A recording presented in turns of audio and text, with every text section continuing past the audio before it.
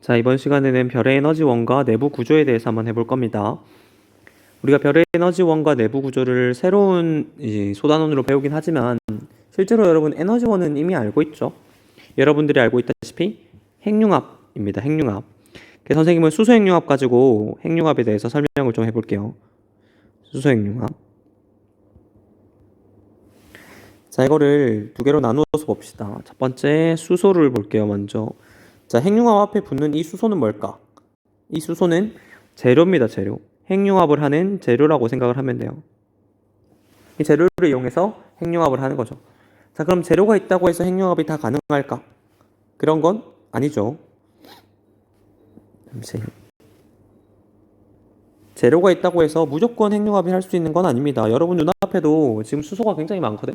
근데 그 수소들 지금 핵융합 안 하고 있죠. 핵융합을 하려면 기본적으로 적절한 온도가 필요해요. 적절한 온도가 필요하다.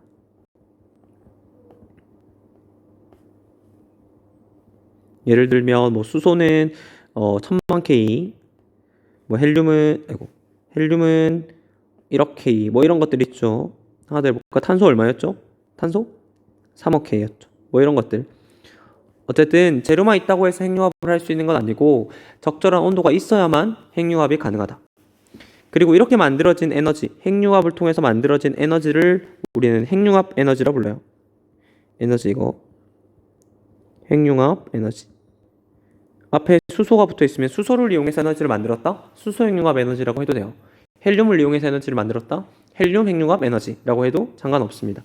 자, 핵융합 에너지를 통해서 핵융합을 통해서 얻은 에너지 어디 사용한다고 했었죠? 첫 번째, 빛을 내는 데 사용하고요. 두 번째, 내부 압력을 만들어내는 데 사용한다. 내부 압력은 우리 정유체 평형이랑 관련이 있었어요. 별이 동그랗게 유지가 되는 이유, 정유체 평형이랑 관련이 있으니까 그렇게 여러분 생각을 하고 다시 이제 학습지로 돌아와서 같이 한번 해봅시다. 오케이. 자, 주계열성의 에너지원. 주계열성의 에너지원이라고 하면 뭡니까, 여러분? 주계열성은 뭘로 가득 차 있죠? 수소로 가득 차 있죠. 수소로 가득 차 있는 얘들의 에너지원. 다시 말해서 이거 뭐 말하냐면 수소 핵융합을 말해요. 핵융합.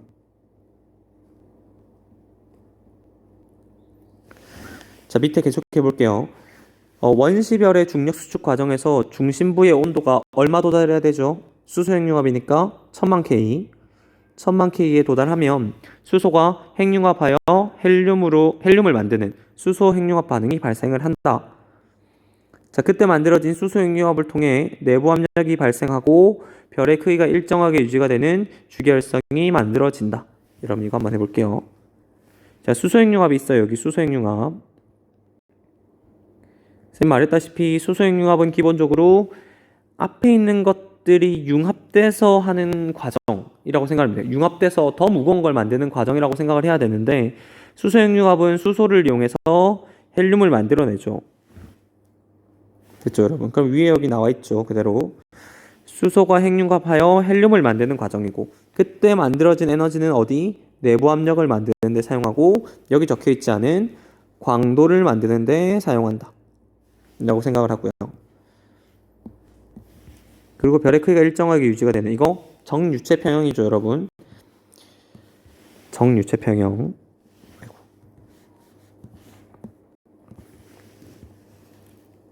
이거 정유체 평형. 핵융합을 통해서 만드는 내부 압력과 누르는 중력이 같을 때 동그란 형태가 유지가 된다. 정유체 평형과 관련이 있다. 그렇게 여러분들 생각을 해야겠죠. 자, 밑에 좀 자세히 가볼게요.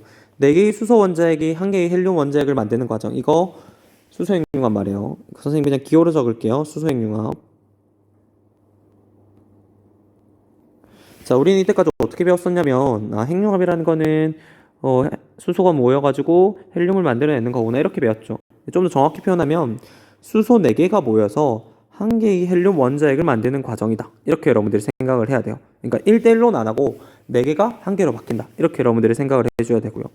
거기 밑에 있는 이거 수소 원자핵은 플러스 전하를 띠기 때문에 일반적인 환경에서 결합할 수 없으나 1000만 K 정도가 되면 양성자 사이의 정기적 반발력을 이겨내고 융합이 가능하다. 쉽게 생각하면 이런 거예요, 여러분. 수소가 지금 4개가 있어. 하나, 둘, 셋, 넷. 얘들 다 지금 원자 모형으로 나타내면 다 플러스죠. 그러니까 양성자 하나,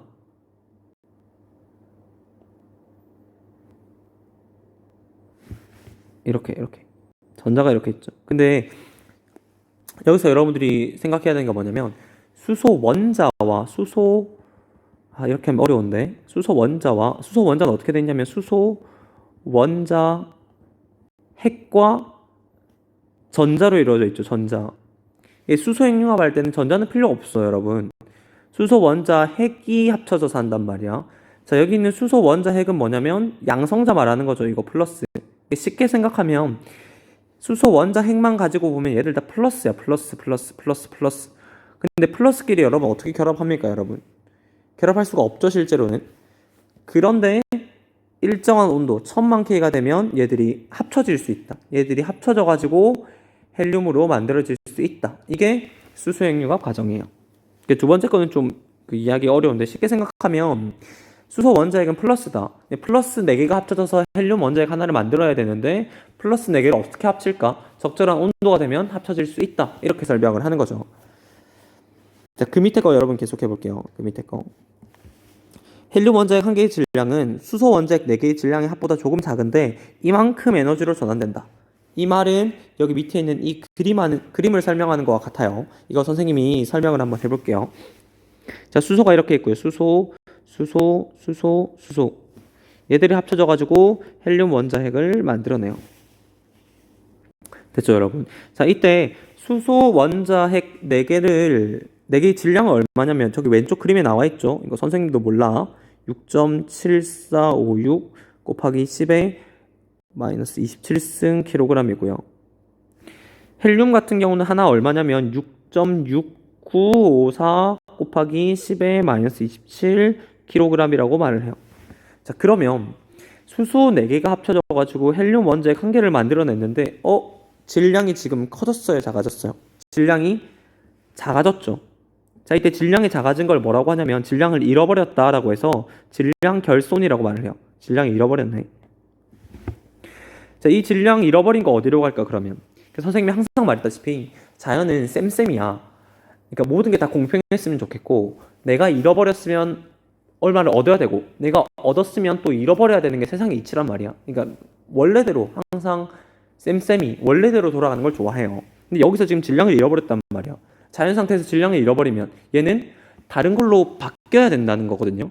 잃어버리면 뿅 하고 사라지는 게 아니야. 얘를 다른 형태로 바꿔줘야 돼요. 이렇게 잃어버린 질량은 어디로 가냐? 에너지로 전환된다. 이 에너지를 우리는 뭐라고 하냐면 핵융합 에너지라고 말을 해요. 지금 여기서 중요한 게 나왔어요. 이거는 아인슈타인이 만들어낸 건데 질량 있죠? 질량이 지금 에너지로 바뀌었어요. 질량이 에너지로 바뀔 수 있다. 이거는 아인슈타인이 만들어낸 공식 E는 mc 제곱이라는 공식에 의해서 여기 밑에 있는 이거 해줄게. 이거는 에너지죠. 에너지. m은 질량이죠. 질량이고 얘는 광속. 그래서 여기서 에너지는 질량으로 바뀔 수 있다. 이렇게 설명을 하는 게 아인슈타인의 공식이고 여기서 빈칸에는 아인슈타인의 공식 E는 mc제곱이 들어가야 되고 이거는 질량, 에너지, 등가 원리라고 말을 해요. 질량과 에너지는 등가, 같은 가치를 가진다. 질량과 에너지는 쌤이다. 전환될 수 있다. 이렇게 설명하는 게 질량, 에너지, 등가 원리고 공식은 E는 mc제곱이라고 말을 합니다. 됐나요, 여러분? 그래서 질량은 에너지로 바뀔 수 있다 하는 개념이 핵융합 에너지를 만드는 과정이다. 여러분들이 생각을 해주면 될 것 같아요. 됐죠, 여러분? 자, 그 다음으로 배울 건 뭐냐면 두 가지, 괄호 1번, 괄호 2번이 나와 있는데 옆에 PP 반응 그리고 CNO 순환 반응 나와 있죠. 일단은 여러분 먼저 적고 얘기를 할게요. PP 반응은 양성자, 연쇄 반응 혹은 뭐 반응이라고 해도 돼요. 연쇄 반응이라고 말을 하고요. CNO 순환 반응은 탄소, 질소, 산소 순환 반응이라고 여러분 할게요. 됐죠? 여러분 여기까지. 자, 얘들은 뭐냐면 우리가 방금 했던 이거 있죠? 방금 했던 이거 수소 4개가 헬륨으로 바뀌는 수소 핵융합 과정은 크게 두 가지가 있다고 말을 해요. 그러니까 수소 4개가 헬륨 하나로 바뀌는 과정은 두 가지다. 이렇게 여러분들이 생각을 해주면 될 것 같아요. 일단 먼저 읽어보고 해볼게요. 양성자 연쇄 반응은 뭐냐면 이 PP 연쇄 반응 수소 원자핵 6개가 헬륨 원자핵 1개와 수소 원자핵 2개로 바뀐다. 자, 우리는 수소 원자핵 4개 이용한다고 생각했는데 실제로 아니죠. 여기는 수소 원자핵 6개가 헬륨 원자핵 1개와 수소 원자핵 2개로 바뀌죠. 그러니까 사실 결과만 보면 수소 원자핵 4개가 헬륨 원자핵 1개로 바뀐 건 맞죠. 결과만 보면 같아요. 우리가 알고 있는 거와. 바뀌면서 에너지를 생산하는 과정이고 태양과 비슷한 질량이거나 혹은 태양보다 작은 별에서 우세하다 이렇게 적혀 있고요. 두 번째로 여러분 가볼게요. 두 번째는 CNO 순환 반응. 탄소 원자를 포함한 별 내에서 탄소, 질소, 산소가 촉매로 작용하여 수소 원자핵이 헬륨으로 바뀌는 과정이다. 촉매 나왔어요. 촉매 여러분. 촉매는 우리 배웠죠? 촉매 뭡니까? 촉매는 자기의 모양이 흐트러지지 않은 상태에서 너희들 반응해? 그럼 내가 도와줄게. 그러니까 도와주는 거에 불과한 도우미 역할이에요. 도우미 역할. 그러니까 이 반응에는 실제로 직접적인 참여는 하지 않고 도와준다. 이렇게 여러분들 생각을 하면 돼요. 오케이. 그 밑에 거 볼게요. 태양보다 질량이 커서 도달하는 별에서 우세하다. 이거는 태양보다 질량이 크다는 게 중요하겠죠. 자, 일단은 둘이가 어떤 조건에서 발생하는지를 먼저 볼게요. 둘 다 발생은 해요. 둘 다 별 내부에서 발생은 하는데 조건이 달라요. 양성자 연쇄 반응은 별의 온도가 1800만 K 이하거나 혹은 질량으로 따졌을 때 1.5 태양 질량 이하인 별에서 우세하다. 우세. 위에 거 밑에 거 탄소 질소 산소 순환 반응 CNO 순환 반응 같은 경우는 1800만 K 혹은 1.5 태양 질량 이상에서 우세하다. 이건 여기 들어가면 되겠죠. 이건 우세야, 우세. 여기서 선생님 우세라고 표현하는 건 뭡니까, 여러분? 우세라는 건 뭐예요? 둘 다 일어나지만 이 조건에서는 얘가 더 많이 일어나. 이 말이야, 여러분. 둘 다 일어나지만 CNO 순환 반응 같은 경우는 둘 다 어떤 별 내부에서 PP 연쇄 반응과 CNO 순환 반응이 둘 다 일어나지만 1800만 K 보다 온도가 높거나 1.5 태양 질량보다 질량이 큰 경우에서는 CNO가 더 많이 일어나. 이렇게 말하고 싶은 거예요. 우세하다는 거는 하나가 안 일어난다는 말이 아니라 더 많이 일어난다. 이렇게 여러분 생각을 해줘야 돼. 자, 그러면 조금 자세히 가볼게요. PP 연쇄 반응과 CNO 순환 반응의 과정 밑에 나와 있는데 이 과정을 우리가 외울 필요 없어. 그냥 이런 형태, 지금 PP 연쇄 반응과 CNO 순환 반응이 생긴 형태가 다르죠. 이런 형태가 다르다. 이 정도 이미지 정도만 여러분들이 기억해주고 그 사이 정확하게 뭐 중성 미자, 감마선 이런 것까지 여러분들이 할 수가 없어. 그래서 선생님은 그냥 설명만 해볼게요. 자, PP부터 해볼게요. PP 연쇄 반응. 자, PP 연쇄 반응은 수소부터 시작해요. 수소 하나, 둘, 셋, 4개. 두 개가 합쳐져가지고 이렇게 되고요. 그리고 이거 1. 그리고 바깥에 있는 얘들이 또 합쳐져가지고 이렇게 돼요. 그리고 얘들이 딱 합쳐지면 이렇게 되겠죠.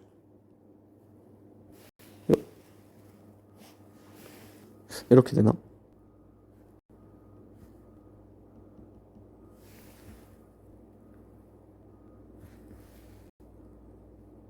이렇게 됐나?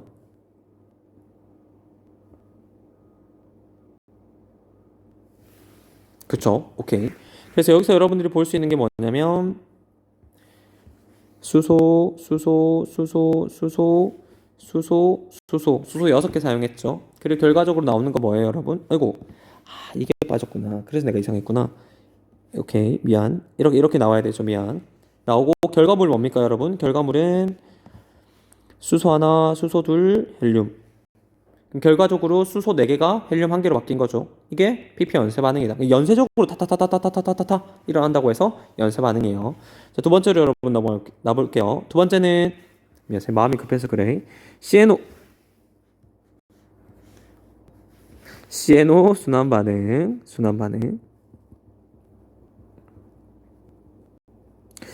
자, 이 과정은 순환이야. 그러니까 고리를 만든다고 생각을 하면 돼요. 그러니까 일단 그리고 할게요. CNO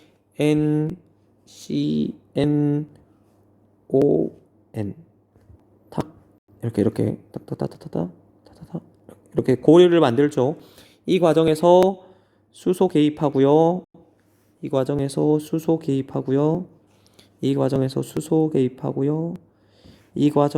개입함과 동시에 헬륨이 튀어나와요. 자, 여기서 여러분들이 체크해야 될 거 재료 수소예요. 그리고 튀어나오는 거 뭡니까, 여러분? 튀어나오는 거 헬륨 튀어나오죠. 그리고 나머지는 그럼 얘들 뭘까? 얘들 탄소, 질소, 얘들 뭐예요? 얘들 촉매예요, 촉매. 수소 4개가 헬륨 1개로 바뀌는 과정에서 도우미 역할이라고 생각을 하면 돼요. 도우미 역할. 얘들은 촉매다. 얘들이 여기에 반응에 관여한다고 해서 사라지는 거 아닙니다. 도와주고 그냥 빠져나와. 도우미 하고 자기는 그대로 살아있고. 그렇게 여러분들이 생각을 해주면 될 것 같아요. 하나만 더 여러분. 오른쪽에 나와 있는 이 그래프 있죠? 이 그래프를 한번 그려볼게요. 영어로 돼 있지? 뭐 그런 어려운 건 아닌데. 여기 온도, 여기 에너지 생성률. 여기서 말하는 온도는 여러분 중심 온도일까요? 표면 온도일까요? 핵융합이 일어나는 부분의 온도겠죠. 이게 중심 온도가 될 겁니다, 여러분. 이렇게 되고요. 자, 그래프를 그려보니까 온도에 따라서 PP 연쇄 반응과 CNO 순환 반응이 언제 많이 일어나는가, 온도에 따라서 언제 많이 일어나는가를 한번 해봤어요. 해보니까 PP 연쇄 반응은 이래요. 이거 PP. CNO 어떠냐면 CNO 이래요. CNO. 자, 일정 온도 이상 되면 얘들이 연쇄 반응 핵융합을 하기 시작합니다. 근데 얘를 기점으로 달라지죠. 얘를 기점으로 한번 볼게요. 얘를 기점으로 온도가 낮은 경우에는 PP가 우세하네. 얘를 기점으로 온도가 높은 경우에는 CNO가 우세하네. 자, 이때 이거 뭡니까, 여러분? 그럼 이 경계가 얼마가 되겠어요? 온도가 1800만 K가 되겠죠. 얘를 기점으로 오른쪽에 있으면 CNO가 우세, 왼쪽으로 있으면 PP가 우세하다. 이렇게 여러분들 생각할 수 있고요. 아까 말하지만 이렇게 정밀하게 따지면 여기는 이전에는 PP만 있겠죠. 그러나 대체적으로 봤을 때 둘 다 일어나는데 어느 경우에는 CNO가 우세하고 어느 경우에는 PP가 우세하다. 이렇게 여러분들이 생각을 해주면 될 것 같아요. 됐죠, 여러분? 여기까지가 별의 에너지원입니다.